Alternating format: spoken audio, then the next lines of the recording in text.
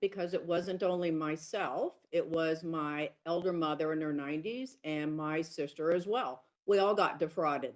That was Carol Ann Turturra, one of more than 10,000 victims of fraudster David Gentile, whose 7-year prison sentence was shockingly commuted by President Trump just a few days ago. He was sentenced to 7 years in prison. He served only about 12 days. And when you read the letters of his victims that the prosecution submitted to a judge earlier this year, they're really heartbreaking.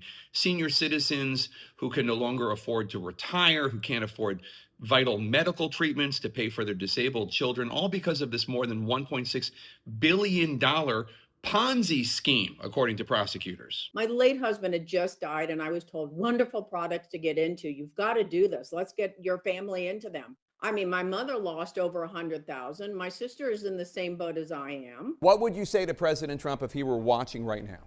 I'd ask him why he did this. It makes no sense. And that is the question. Why on earth would President Trump commute the sentence of this fraudster? Well, here's what the White House said when asked earlier this week. This is another example that has been brought to the president's attention of a weaponization of justice from the previous administration, and therefore he signed this commutation. So who brought this alleged weaponization of the Justice Department to President Trump's attention? Who?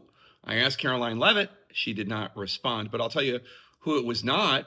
It couldn't have been President Trump's handpicked U.S. attorney for New York, because when the sentence came down in May, he said that the sentence was well-deserved and should serve as a warning to would-be fraudsters that seeking to get rich by taking advantage of investors gets you only a one-way ticket to jail. So it wasn't him.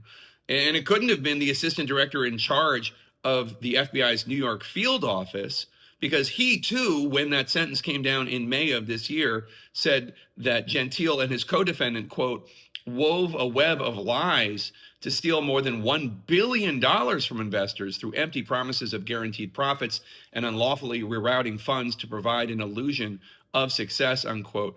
So who was it? Who told President Trump this story that this was weaponization and not actually justice? Whose story was more compelling than the stories of people like Carol Ann and the more than 10,000 victims who have real hardships now because of Gentile? Who? I'm just asking, because the American people deserve answers, and these victims deserve answers.